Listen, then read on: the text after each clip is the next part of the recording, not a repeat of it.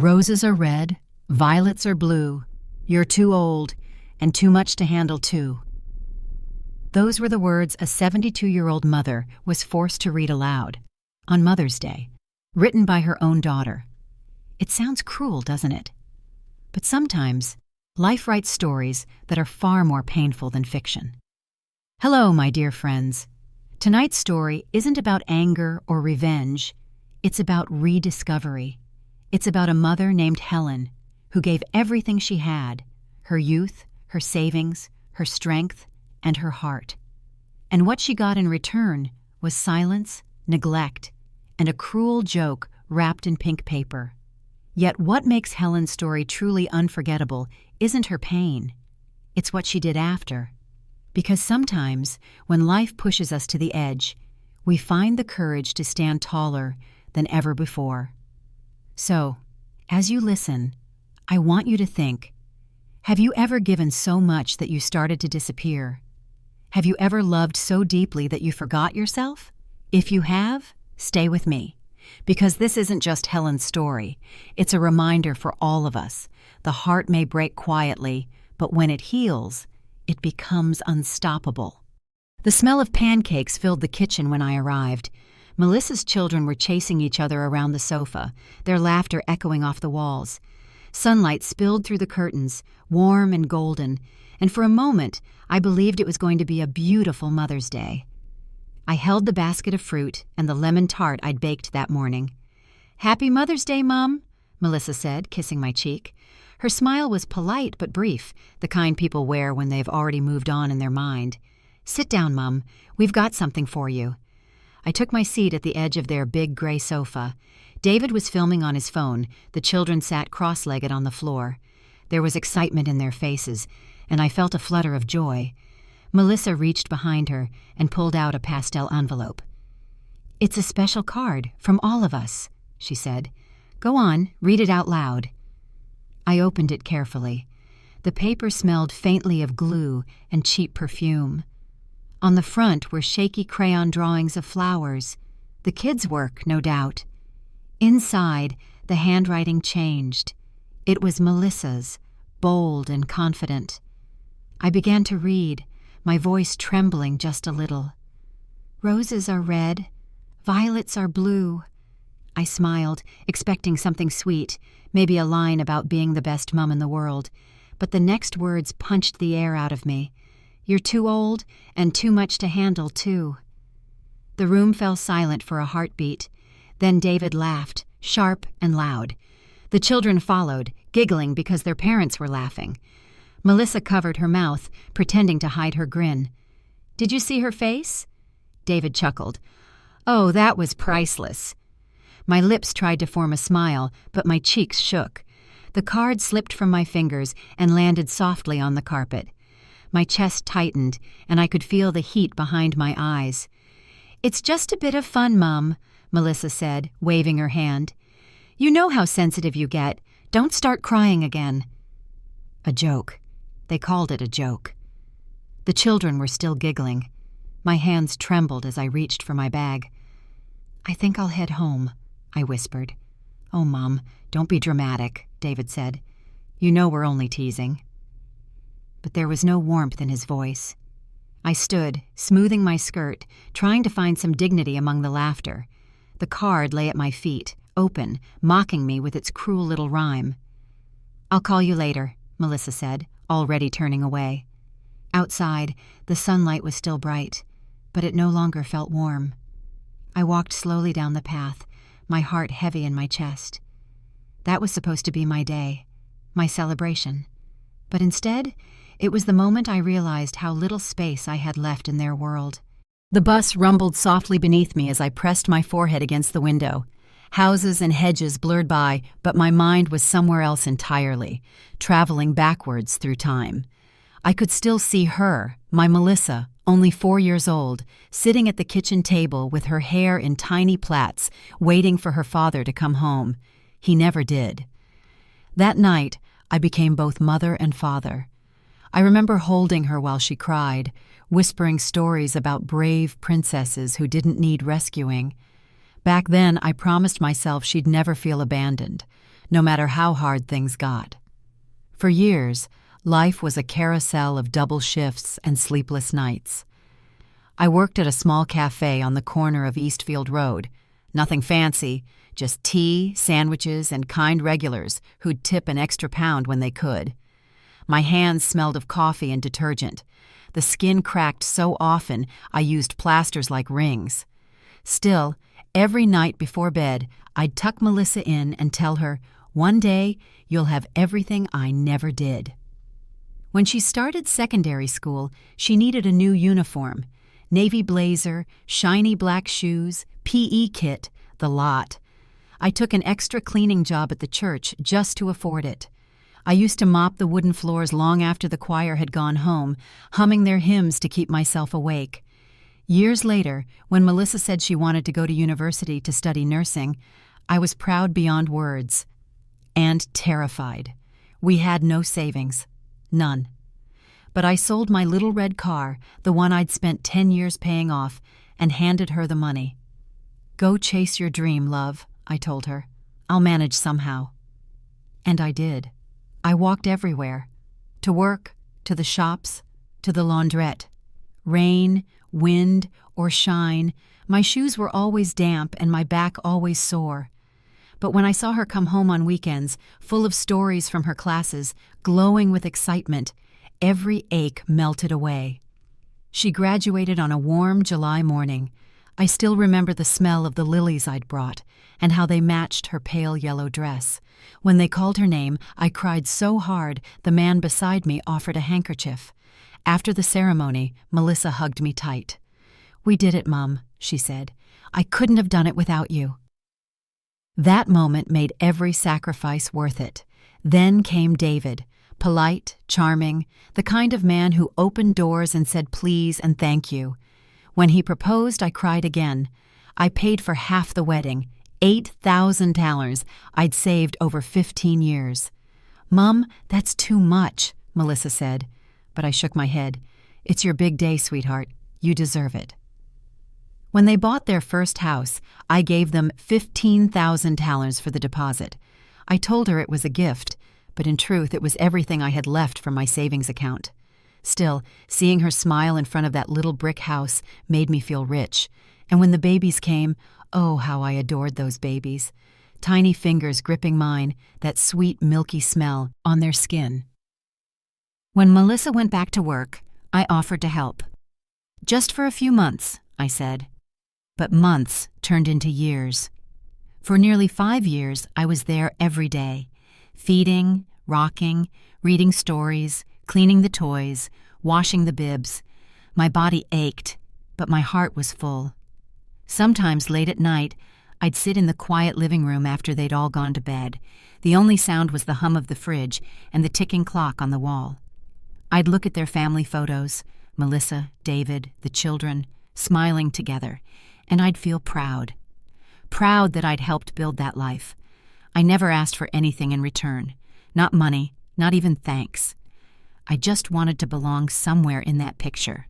Back then, I believed that love, real love, didn't need to be repaid. I thought giving was enough. But as the bus jolted over the potholes, staring at my reflection in the window, I began to wonder if maybe I'd been wrong all along. When Melissa's second child was born, she called me one night, exhausted. "Mom, could you help a bit more with the baby? Just until we find a proper nanny."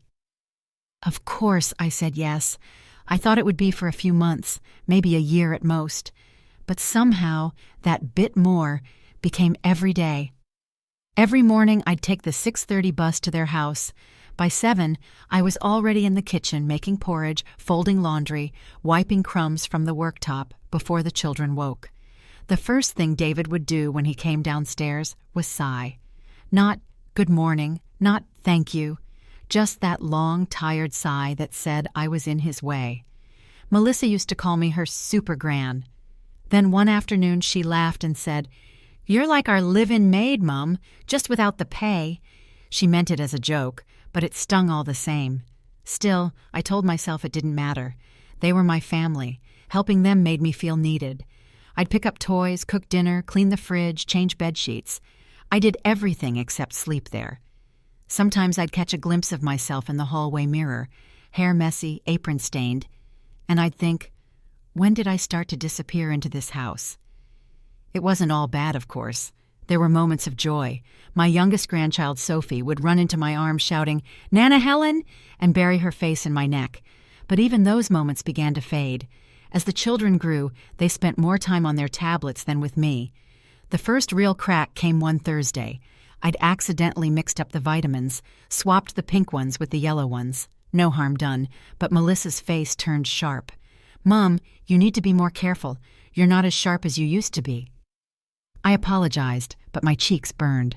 Later, I sat outside on the back step, listening to the washing machine spin, feeling like a scolded child. Then came the new rule. "Mom, when you visit, please don't rearrange the kitchen. I know you're trying to help, but it confuses me." It confused her. My own daughter, whose lunchboxes I'd packed for years, now talked to me as if I were a stranger poking through her cupboards.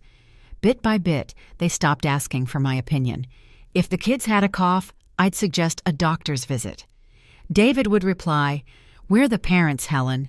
Always polite, always cold. I started to realize I was no longer part of the family's rhythm, just an old tune that didn't fit their playlist anymore. The invitations slowed, then stopped. If I didn't call, days could pass without hearing a word from them.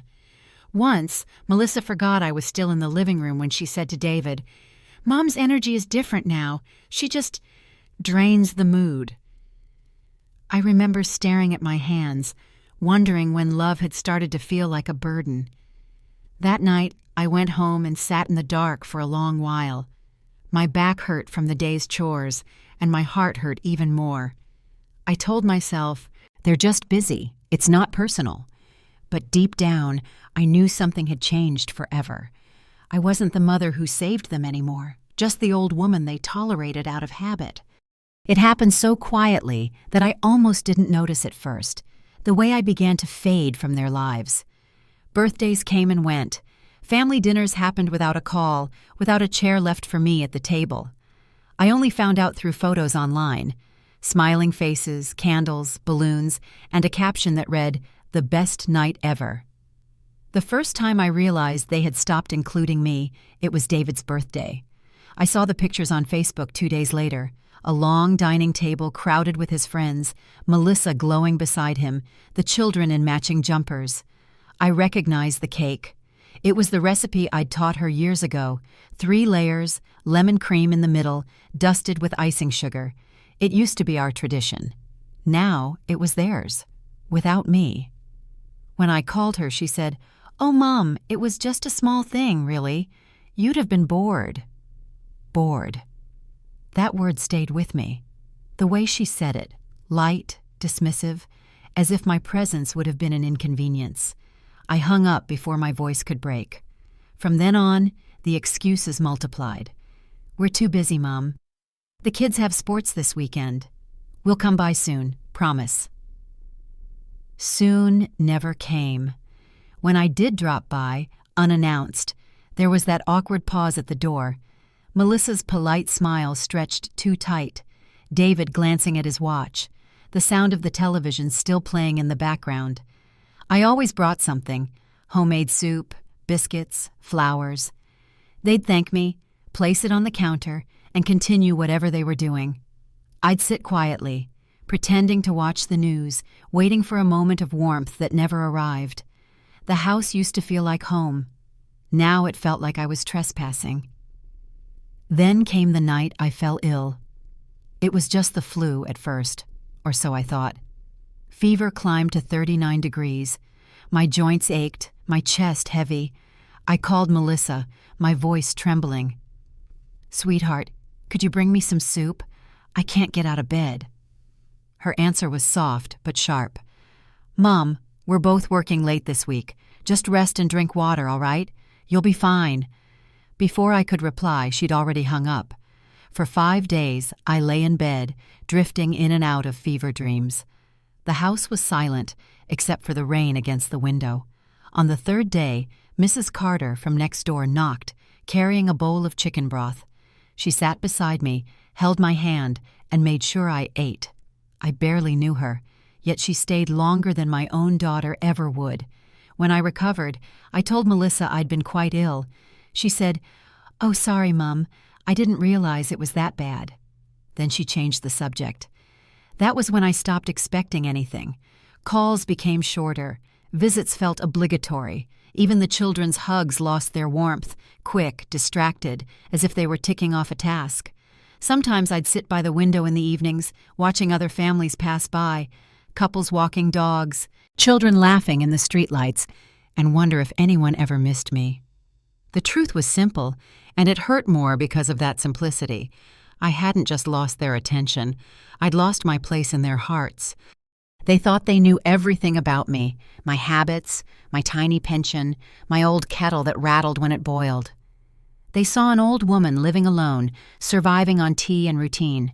What they never saw was the part of me I kept hidden, quietly, for decades.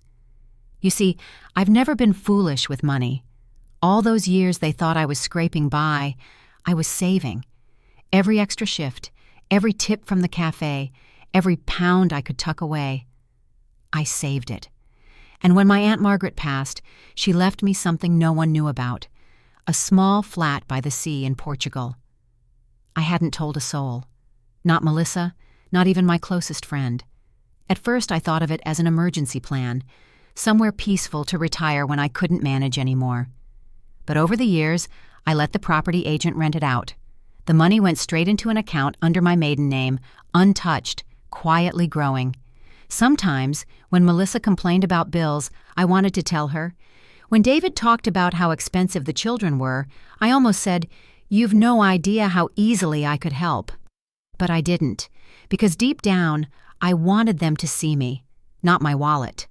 Still, I kept helping, paying little things here and there, pretending it was all I could do, and they believed it. They believed I was the tired old woman they could control. But the truth? I had choices, more than they ever imagined. There were nights I'd lie awake, wondering if I should reveal everything. Maybe if they knew I wasn't helpless, they'd treat me differently. But then I realized something. Respect bought with money isn't respect at all. So I stayed quiet. I let them think I was poor, small, powerless, until that Mother's Day. That cruel card, that laughter. It didn't just hurt. It woke me up. It reminded me that I'd been living in their shadow far too long. For the first time in years, I felt something other than sadness. It was calm, steady, almost frightening in its strength. I wasn't weak. I wasn't finished. They thought they could write me off. They had no idea. I was about to rewrite the ending. That night, sleep wouldn't come. I sat at the kitchen table, a cup of tea growing cold beside me, surrounded by piles of old receipts and notebooks. The lamp flickered softly, casting long shadows over the paperwork that told the story of my life. A life spent giving.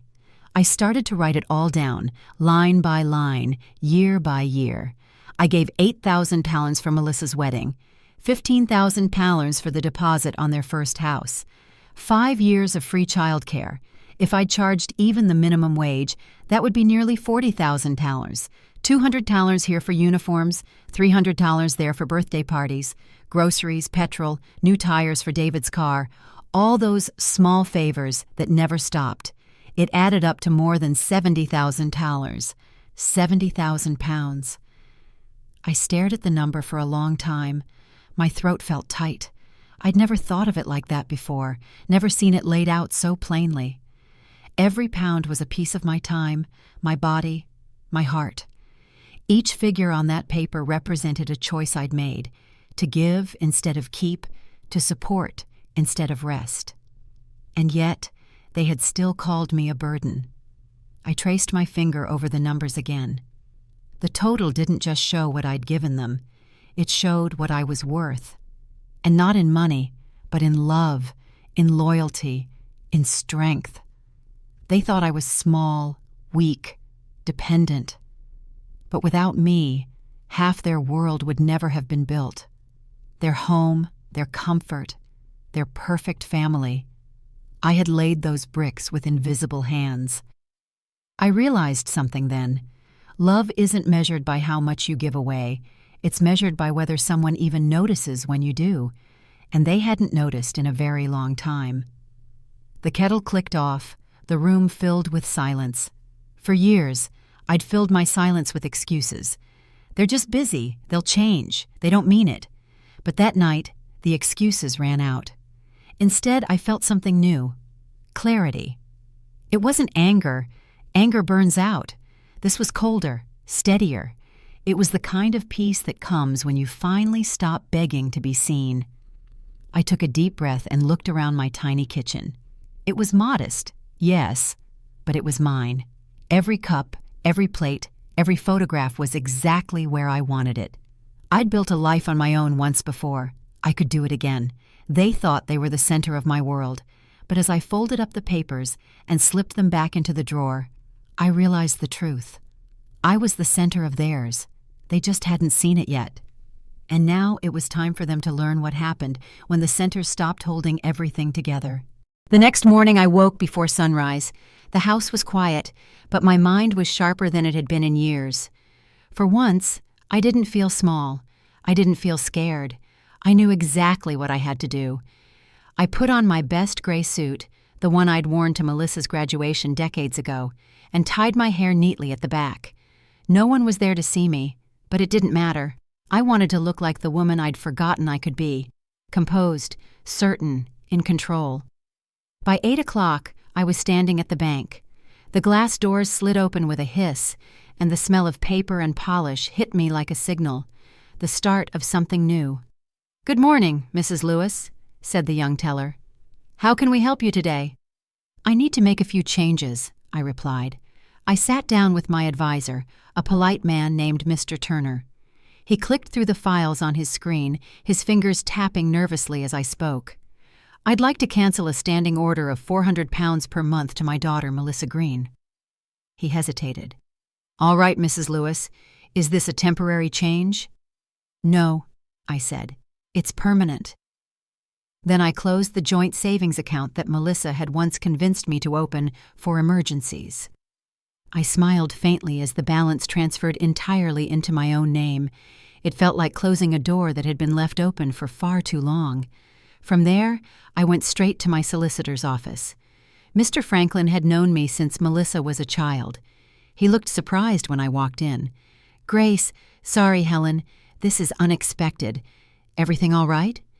"Everything's perfectly fine," I said. "I'm just finally thinking clearly." For the next hour, I dictated my new will, calmly, precisely.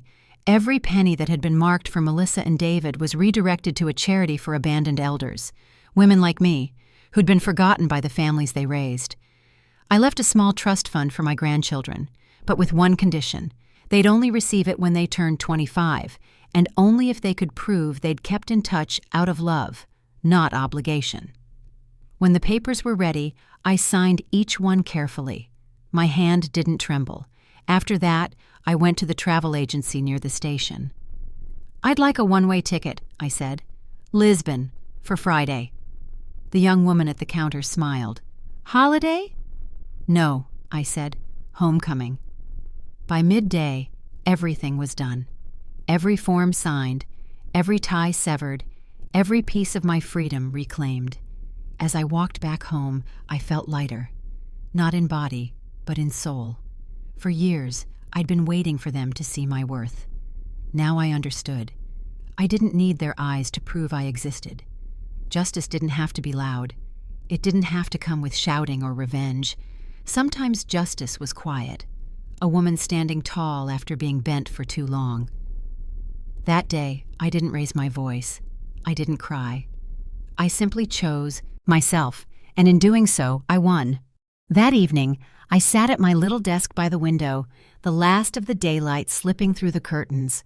The sky outside was soft and pink, the kind of color that makes you feel both sad and safe at the same time. I took out the stationery I'd been saving for something important. I suppose this was it. 2 envelopes, 2 letters, one for Melissa, one for David. I started with Melissa's.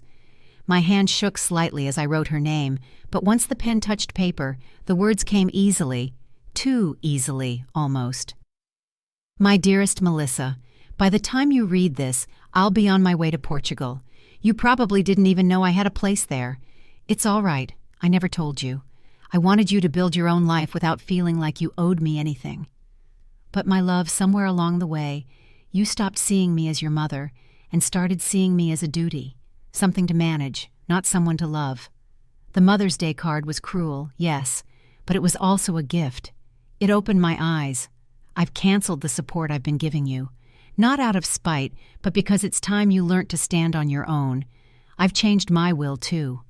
What once was yours will now help women who have no one left to care for them. It feels right. It feels peaceful. If one day you truly want to find me, you will. But only when you see me as a person again, not a purse. Until then, I wish you courage, and I wish you kindness. Love, Mum. I folded the letter carefully and sealed it with a sigh. Then I wrote to David. Dear David, I heard your conversation the night you thought I wasn't listening, the one about finding a proper place for me. You'll be pleased to know I've found one myself. It's by the sea, and for once, it's truly mine. You called me a burden, but remember this. Burdens are heavy only because they've been carrying too much for too long. I carried your family, David, and I did it with love. But now I've put the weight down. I placed both letters on the coffee table, side by side like a quiet farewell. No anger, no bitterness, just stillness, the kind that follows a storm. That night, for the first time in years, I slept deeply. Because forgiveness, I realized, isn't always saying, I forgive you.